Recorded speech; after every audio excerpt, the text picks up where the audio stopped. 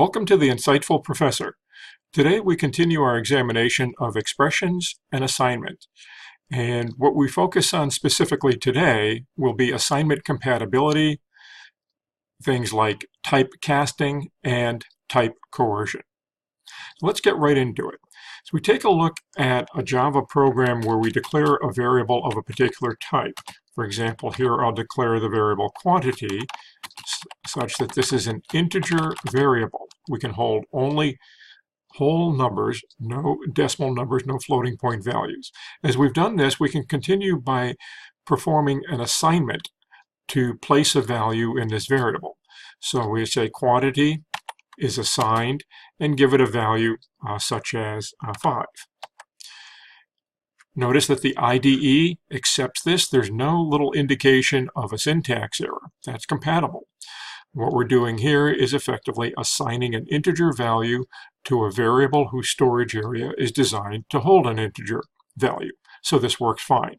So this is obviously a compatible assignment. But let's go ahead and change this a little bit and say that what we want to do is assign 5.5 and put a semicolon. Now notice the reaction we get from the IDE. We get a little red squiggly line here indicating that it doesn't like this. It objects to that value being assigned to this variable.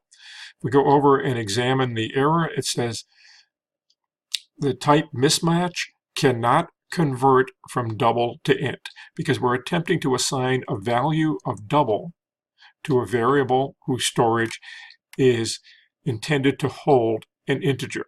So this is what is referred to as a type mismatch.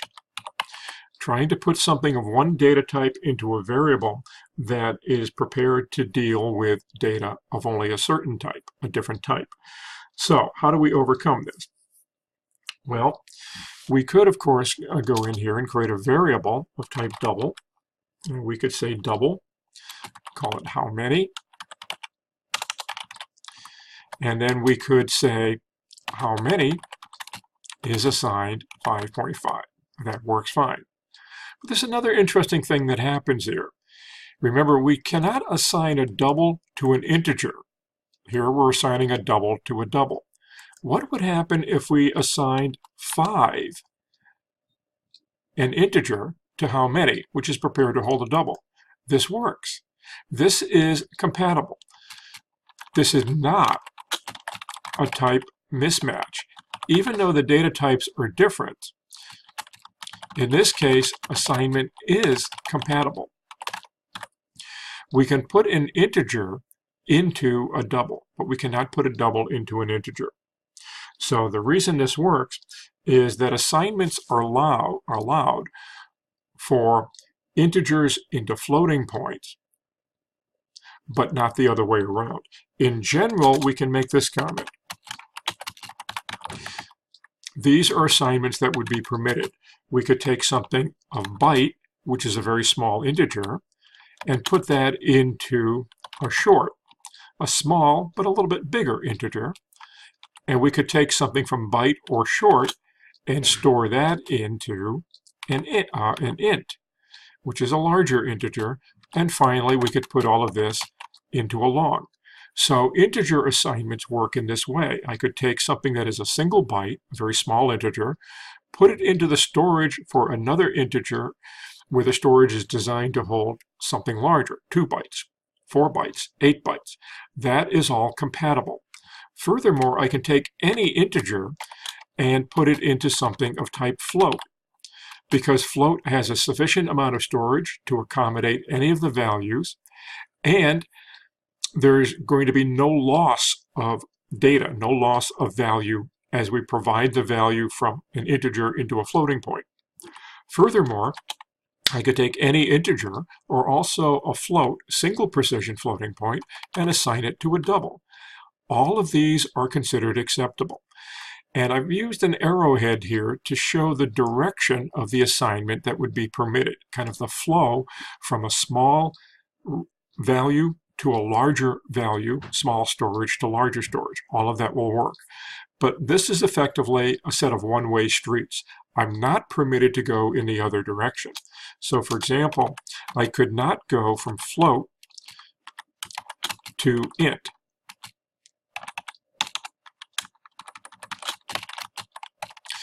This would not be allowed. Okay, so this would be invalid. But the other direction is fine. Okay, so that basically shows us what is considered acceptable from a compatibility standpoint, placing a value of one type into storage of some other type.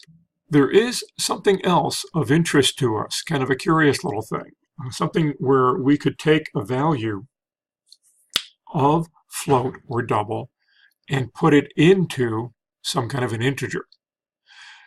But it cannot be done as we were showing here. Take 5.5 and directly assign it into quantity. The compiler responds, and in this case, we haven't even gone to the compiler. It's the IDE that catches it. But if we were to compile the code, the compiler would respond with the same message. There's a type mismatch. You can't put this kind of thing into this storage. But we have a way of achieving this by doing conversions explicitly. See, what the system is doing an implicit conversion here, and it's unsuccessful. It fails.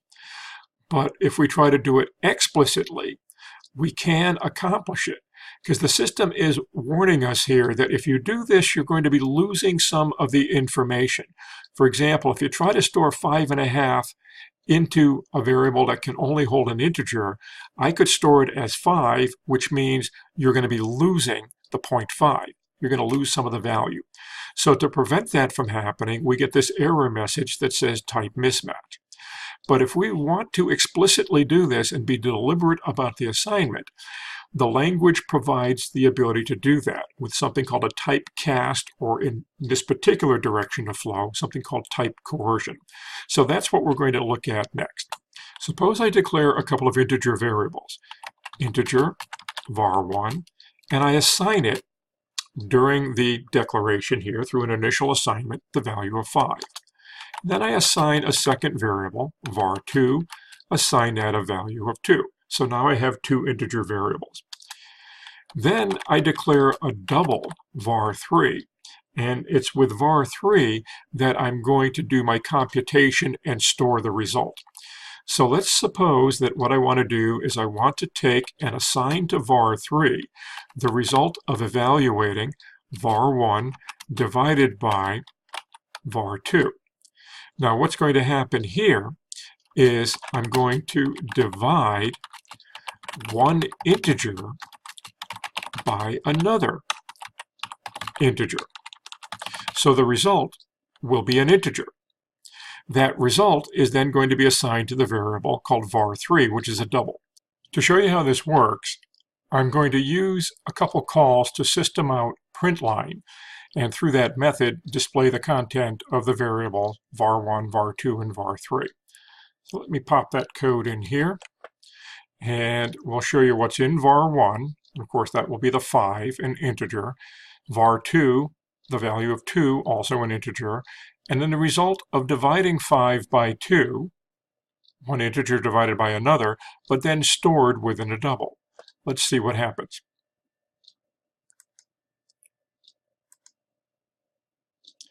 Now when we fire it up, not surprisingly, var1 is displayed as having a value of 5, var2 a value of 2, but notice var3 has a value of 2.0.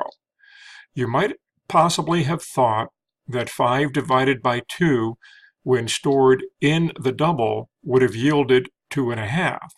But what happens is the expression is evaluated first, and the result of evaluating the expression is what got stored in var3. So var1 divided by var2, integer divided by integer, produces an integer. That integer value is then stored in var3. This is the same as if we had said var3 is assigned 2. Put an integer in there. It got converted when it got stored to 2.0, but it was an integer value of 2 that got converted. So how could we get 2.5, which is what we wanted to see, more than likely?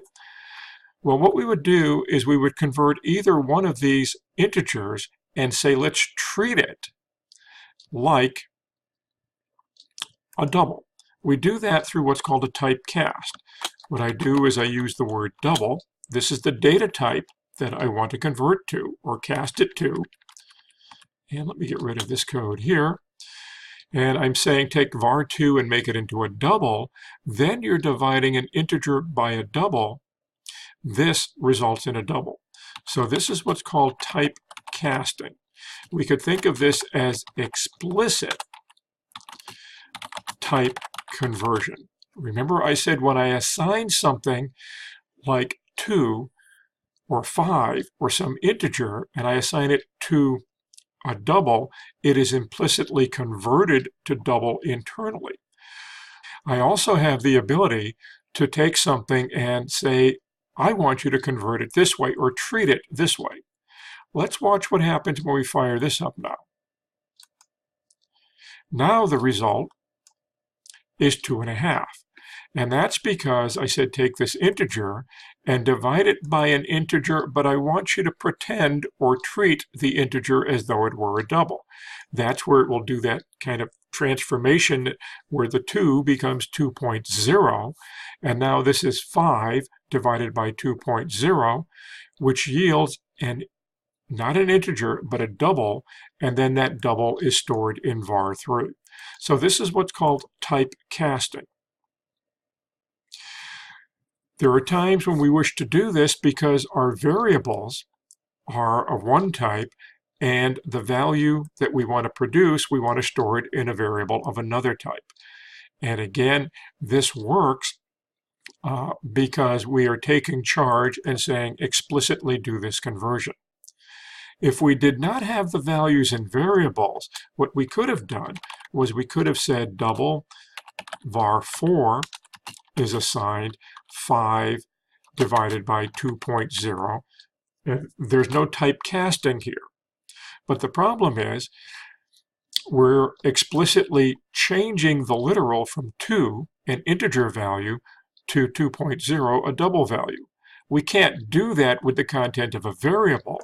So that's why we have to do the cast operation. Say change the value stored in this variable to treat it as a double. And that's what we're getting. Okay, that's the basic idea on typecasting. Suppose we wanted to consider going in the opposite direction and take some value which was of type double and place it into a variable of type int. Obviously, it might not fit. Right? That was why we were getting errors before. If the value was 5.5 and we tried to put it into an integer, the system responded and said, oh, you can't do that. That's a type mismatch. It warned us about that problem. Well, we know that what we're going to get from this evaluation here, 5 divided by 2.0, is a double. Let's show you what's going on. Let me take these lines and move them so we can kind of keep the operations separate. And I'm going to take what I have here in var4 and show you the content of var4. That should be a double, should be 2.5. But suppose I'd also like to do this.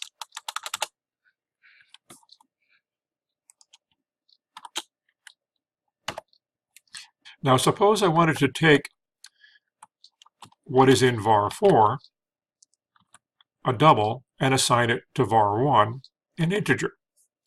And the response is similar to what we saw previously when I tried to take a double that was a literal value, 5.5, and assign it to an integer. If I look at the explanation, it tells me that I have a type mismatch. I can't put a double into an int. Okay, we know that. That makes sense. But suppose I try this idea here of typecasting.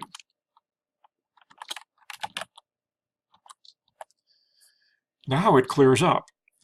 Technically, this is not considered a typecast. This is called type coercion. What happens is I'm telling the system to take a double, convert it to an integer, I'm going backwards. Remember, the arrows were going in a particular flow, going from byte to short to int to long to float to double. I'm saying go the opposite direction on those one-way streets we were talking about. So technically it's not a typecast, but we're coercion here. We're forcing the system to go backwards and assign something that it would not normally assign. The problem here is you might lose information, and that's exactly what's going to happen. So let me take this line here, which showed the value of variable 1, and we'll show the value of variable 1 after this operation. So let's fire it up now and see what we get. Okay, here's the output from what we're already clear about from the typecasting. What we now want to look at is this line here. What's in var 4? Sure enough, it's 2.5. And that was done by using a double as a literal value. It worked okay. The second part is where we did the type coercion. And then we showed what's in variable 1. And now notice variable 1 does not receive 2.5. There's no way it could because it cannot store 2.5. Its storage is designed to hold an integer. But we coerced the system, forcing 2.5 to be stored in something that could only have 2, so we lost the 0.5. This is called type coercion. Kind of a variation on typecasting, but just think of it as going in the opposite direction from the way the traffic is supposed to flow in a one-way street. Well, hopefully this concept of assignment compatibility with these variations of typecasting and type coercion makes sense after viewing the video. If you have any comments or any response to what we presented here, feel free to offer those in the comments section below. And once again, thanks for watching.